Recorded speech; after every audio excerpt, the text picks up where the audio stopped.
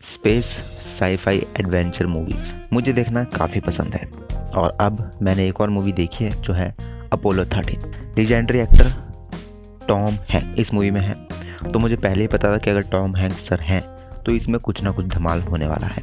ऐसे वेस्ट और ये मूवी नहीं जाने, तो मैंने देखने में बैठ गया और जैसा मैंने देखा तो क्या हुआ चलिए आपको बता दूँ। स्टार कास्ट की बात करें तो टॉम हैंक है, जिम लोवेल के किरदार में एस्ट्रोनॉट है। सेकंड एस्ट्रोनॉट जो है वो है बिल पैक्सटन, फ्रेड हाइसी के किरदार में, प्रोनाउंसिएशन के लिए माफ़ कीजिएगा। तीसरे जो है वो है केविन बेकन, जैक स्विगर्ट के किरदार में, और इसमें जो है साइंटिस्ट जो मेन हेड है नासा में वो है ईडी हैरिस, जिन्होंने जो है गैन करनेस। अगर बात करें इसमें तो एक ज़बरदस्त कैरेक्टर है गैरी सेंस का कैन मैंटेंगली के किरदार में। फिर जो वाइफ बनी है वो है कैथलीन क्विनल यानी कि मार्लियन लवली के किरदार में। अगर मैं डायरेक्टर की बात करूं तो रॉन हॉवर्ड ने इन्हें डायरेक्ट किया है और ये काफ़ी अवार्ड्स जीत चुके हैं। अगर मैं स्टोरी की बात करूं तो जिम लवली बुक उन्होंने बुक लिखी, उसके पर बेस्ड है। जेफरी कलगर की बुक पे बेस्ड है। स्क्रीन पे लिखा है विलियम ने, और नेक्स्ट एक और है A.L. रेनरट।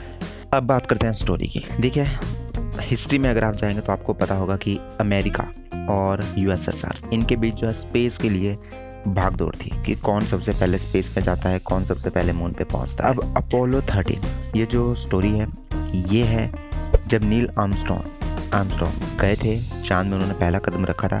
उसके बाद जो मिशन हुआ था ये अपोलो 11 वो मिशन था, ये है अपोलो 13। अब 3 एस्ट्रोनॉट हैं, वो जाते हैं मून पे। जाते हैं, पहुंच पाते हैं नहीं वो तो मूवी देख के आपको पता चलेगा, लेकिन धरती से वो निकलते हैं।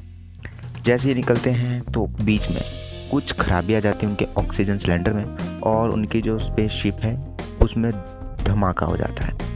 उसके बाद जैसे वो धमाका होता है तो वहाँ पे ऐसे खराबी आ जाती है जिसकी वजह से एक तो ऑक्सीजन कम होती जाती है लगातार, और दूसरा कि वहाँ पे जितने भी एस्ट्रोनॉट हैं उनके सभी इंजन्स, सभी इलेक्ट्रॉनिक वो बंद करने पड़ते हैं, चाहे वो कंप्यूटर्स हो, चाहे हीटर्स हो, चाहे अदर थिंग्स हो। तो वहाँ पे एक खतरा बढ़ जाता है ठंड से मरने का। दूसरा खतरा बढ़ जाता है कि अगर दोबारा इंजन ऑन करने की बात आई और वो अगर ऑन नहीं हुआ तो फिर क्या करेंगे। तीसरा है कि स्पेसशिप इतनी ख़राब हो चुकी है कि अब बीच से ही मून तक तो पहुंचना छोड़ो, बीच से ही उस मिशन को जो वापस लाना पड़ेगा, लेकिन ट्रैजेक्टरी यानी कि किस रास्ते से वो मून धरती पे पहुंचेंगे वो भी पता नहीं। तो एक सिर्फ अंदाज़ा लगाते हैं कि आगे हमें ये धरती दिख रही है तो हमें बस सीधे जो है धरती की तरफ जाते जाना है। तो अब क्या वो धरती तक वापस पहुंच पाते हैं, अगर पहुंच पाते हैं तो किस कंडीशन में पहुंच पाते हैं, ये सारी इस मूवी की स्टोरी है। चलिए थोड़े पॉइंट्स के बारे में बात कर लेते हैं। देखिए जो इसमें स्टार्टिंग होती है वो होती है रेफरेंस नील आर्मस्ट्रॉन्ग से, तो उनका रेफरेंस काफ़ी इसमें दिया गया है। और आपको याद होगा जब नील आर्मस्ट्रॉन्ग चांद पर उन्होंने कदम रखा था तो उसकी वीडियोस भी काफ़ी वायरल हुई थी। हालांकि लोग जो है अभी भी नहीं मानते, कुछ मना करते हैं कि ऐसा नहीं हो सकता, इतने जब टेक्नोलॉजी उस समय इतनी कम थी तो उस समय वो कैसे चले गए। आज भी काफ़ी लोग जो है मून पे सॉफ्ट लैंडिंग नहीं कर पा रहे हैं, तो उस समय कैसे वो उन्होंने सॉफ्ट लैंडिंग कर दी और वो भी अब इंसान जो है मून में भेज दिए। तो यहाँ पे जो नील आर्मस्ट्रॉन्ग की जो वहाँ पे रेफरेंस दिया जाता है या फिर आप कहते हैं हिंट दिए जाते हैं कि वो गए थे, उसके बाद ये मिशन हुआ, वो आपको देख के काफ़ी अच्छा लगता है। और अगर हम बात करें इसमें फैमिली बॉन्डिंग की, जहाँ दोस्तों टॉम हैंक्स, उनकी पत्नी, उनके बच्चों के बीच जो एक फैमिली बॉन्डिंग दिखाई गई है, उससे जब आप एक बार कनेक्ट होते हो और वहाँ से आपको पता चलता है कि फैमिली अब है धरती में और ये जा रहे हैं मून मिशन में, तो वहाँ पे जो बीच में एक गैप पड़ जाता है और उसमें जो है इमोशनल एक तार बांध दी गई है इमोशनल तरीके से, और वो बहुत अच्छी है। इसमें जो हमें फैमिली बॉन्डिंग दिखाई गई है टॉम हैंक्स के बीच और उनके परिवार के बीच वो ज़बरदस्त है। या फिर हम अदर एस्ट्रोनॉट की बात करें और उनकी फैमिली के बीच, वो भी बहुत अच्छी है। जैसे ही तीनों एस्ट्रोनॉट जो है मून की ओर जा रहे होते हैं तो उसके पहले जो इमोशनल मोमेंट्स हमें दिखाए जाते हैं, जहाँ पे उनको अलाउड नहीं होता कि वो अपने घर वालों से मिलें, उन्हें दूर से ही मिलना पड़ता है और अगले दिन उन्हें पता होता है कि अब ये मून जाने वाले हैं और कोई गारंटी नहीं है कि वापस आएंगे नहीं आएंगे, मिशन में अगर कोई ख़राबी हो गई तो क्या होगा।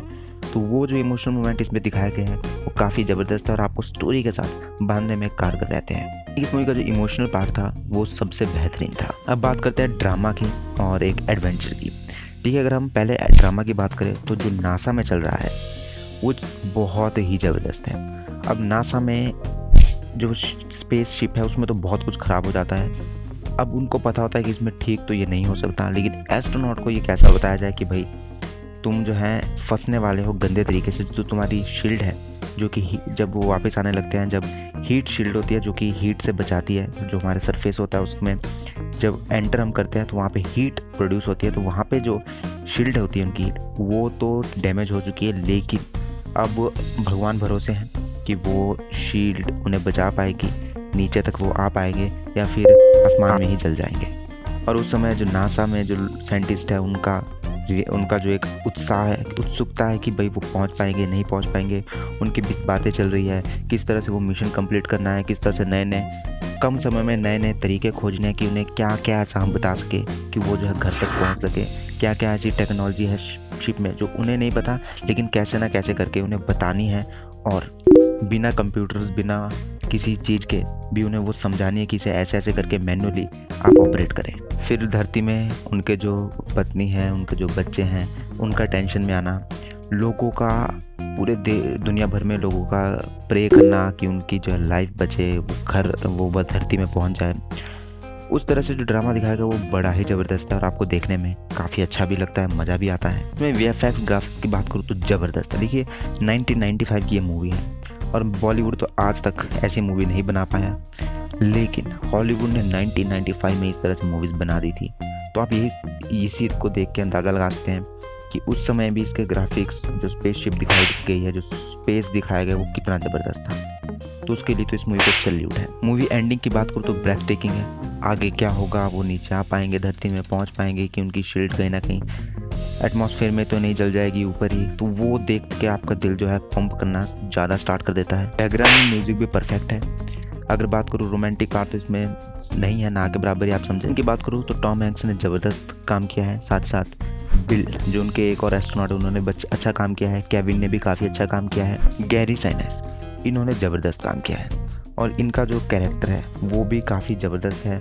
और आप कह सकते हैं कि नासा में यही वो व्यक्ति रहते हैं जो कि किस तरह से एस्ट्रोनॉट घर पे आने हैं, उसमें जो क्या खराबी है वो ये पता करते हैं नासा के आप कहते हैं सेंटर से ही, और फिर बताते हैं कैलकुलेशन करके वहाँ पे। और जैसे ही वो सक्सेसफुल होता है तो नासा के जो ऑफिस है वहाँ पे तो खुशी का माहौल ही आ जाता है। मैंने फॉरेस्ट गम में भी देखा था, वहाँ पे भी इन्होंने ज़बरदस्त काम किया था। एड हैरिस जो कि नासा के हेड बने, जो कि इंस्ट्रक्शन देते हैं, उन्होंने भी बहुत अच्छा काम किया है।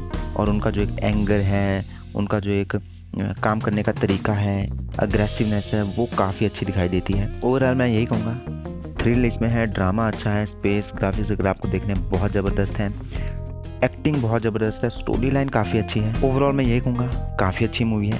अगर मैं रेटिंग की बात करूँ तो इस मूवी को मैं देना चाहूँगा 4 star out of 5, must watch. अगर आप स्पेस मूवीज़ के फ़ैन हैं, साईफाई मूवी के फ़ैन हैं, तो इस मूवी को ज़रूर देखें। आपको ये रिव्यू कैसा लगा कमेंट बॉक्स में लिख के ज़रूर बताएं। इसी तरह से लेटेस्ट अपडेट जानने के लिए सब्सक्राइब करें, बेल आइकन को प्रेस करें। धन्यवाद।